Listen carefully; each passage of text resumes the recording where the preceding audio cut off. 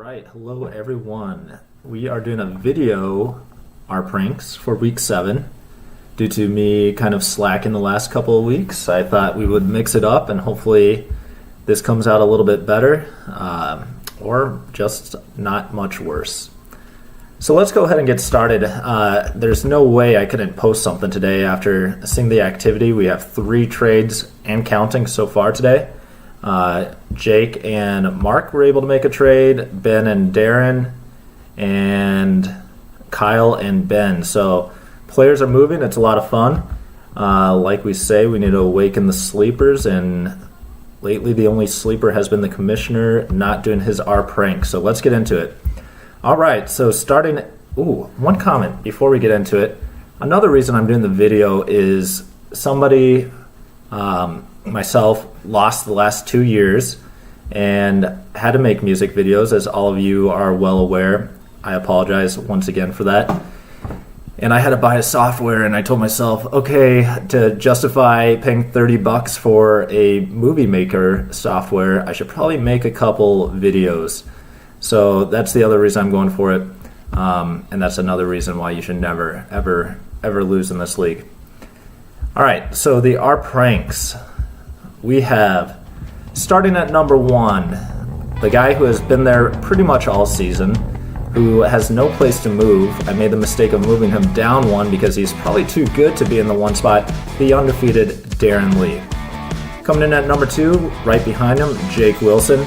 No reason to move him down, another win, and he is looking very solid, 5-1 record. The first mix-up I have is a big jumper so far. He's been up and down all over the ranks so far this season, but after making a few trades and his team getting hot, I'm moving Josh to number 3, up 7 spots, ahead of Kyle, who's going to stay at number 4. That's where he was last week. Kyle's behind Josh because he's been a little bit slower in the point scoring category, but his team's still nothing to mess with. He is the defending champ. He has a 5-1 record. He looks playoff bound. I'd just like to see him get a little more higher average for points per week. All right, coming in at number 5. This is where he sat, or 3 spots higher than he sat last week. We have Todd. Todd calls himself the Jeff Fisher, which always makes me laugh because I think average 8-8 football team. Todd's 3-3, but in our league, 3-3 is pretty good right about now. So, Todd, you're sitting in at number 5. Moving to 6, the second biggest jumper. Josh moved up 7 spots. I have Jason Fritz coming in at number 6. He's been at the bottom of the barrel all season long, but he finally has put together a couple wins. His team seems to be clicking a little bit more. I am hesitant how much longer he'll be able to have James Conner leading his squad, but that's coming from a Le'Veon Bell owner who's very bitter. Number 7, Ben. He falls down 1 spot. Nothing Ben really did wrong. He's been playing good fantasy football. He's been making trades, but other guys are just jumping ahead. I have Josh moving up, and I have Jason moving up, and Todd jumping in front of him as well. But that means some guys move down. The first one is myself. I've moved myself down 5 spots this week. Started out super hot, was the number 2 scorer in the league in points scored, but I cannot string together any wins. And guys, I'm flirting with another last place finish. I hope my wife did not hear that, but she did. Number 9 is Sergio. He falls back 2 spots from where he was last week. Sergio's been playing decently as well.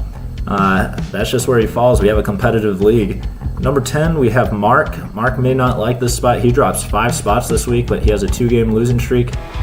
He had 1 big win that really put his point total up there, but besides that, he really has not been showing up on a week-to-week basis. Number 11 is Ryan Dawson, falling 2 spots from his previous ranking.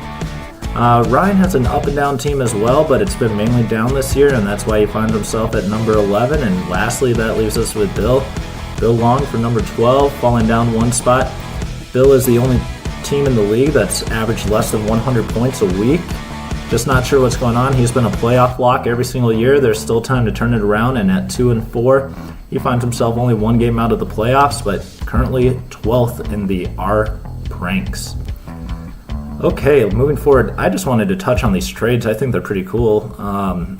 Let's see where everyone's at, how everyone did. We'll start with Jake getting Crabtree, Austin Eckler, and Duke Johnson Jr.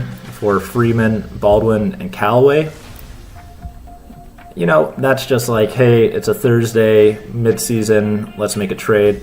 Honestly, I don't see anyone really getting a huge benefit unless, you like the insurance with Eckler in case Melvin Gordon does go down. Let's really not hope that because I have Melvin Gordon. Kyle and Ben, Amari Cooper, and Deshaun Jackson, that's big play for hoping for a little more consistency. Kyle's getting Cooper, and I think Ben traded Deshaun Jackson, Kyle traded Amari Cooper. Other way around. So Deshaun Jackson, we know he can put up 30 points in a game. Amari Cooper, he is more of a blast from the past, but maybe he'll come around. Oakland's been looking horrible, and Cooper's been looking to shine, so we'll see if something comes from it. And lastly, Ben also getting Devontae Adams. I think that's why he made the trade. Or giving away Adams because now he has Edelman, Hyde, and I kind of like Adams on both top of those. Brown's backfield has been coming along. Hyde has been dropping carries the last 4 weeks in a row, it looks like, and his point totals have been dropping also for the last 4 weeks. And Edelman's coming back. I like Edelman. I have him myself in another league. He's pretty consistent, but Devontae Adams is a stud, so we'll see how that one plays out. And lastly, in terms of our pranks here, let's take a look at the matchups we have this week and make a few predictions. We have Jake Wilson 5-1 going up against myself, Ryan Patterson 2-4. We have a closely projected game. I'm going to give myself the edge because, hey, optimism is great, and I'm going to try to go down that route. Jake does have Ben Roethlisberger on bye. I have Le'Veon Bell on bye, so no excuses, even though he's been on bye all season long. 3-3 versus 3-3. Let me see here. That is not the matchup of the week, but it could be the second most fun matchup. Spoiler alert, I'm going with Kyle and Darren as the matchup of the week, but let's talk about Todd and let's talk about Josh. Josh has been absolutely on fire, putting up points. Todd's been surprising everyone. Josh is a dangerous gamble. He's been too hot. It's time for him to get cold. Todd pushes through a consistency and outscores Josh. I'm giving Todd another win here. Battle of 2-4s, and there's a lot of 2 and 4s in this league. We have Jason Fritz, who has not lost since changing his name, and Sergio, who is also 2-4, as I mentioned. Jason's too hot right now. He has Connor out. As I mentioned, Pittsburgh's on bye, but I still like his odds against Sergio this week. Another 2-4 matchup coming at you with Mark and Bill. Bill Long is 12th in the RPranks. Maybe this will rattle his team up to score a few extra points and put together a victory. Maybe, but probably not. So I'm going to give Mark the win. And let's move on to the final 2-4 battle. We are really going to shake some things up this week because we have a logjam at the bottom of the standings. We have Dawson versus Ben, Graham, and Dawson's team is similar to Bill Long's. It just can't find itself to put together a big week right now.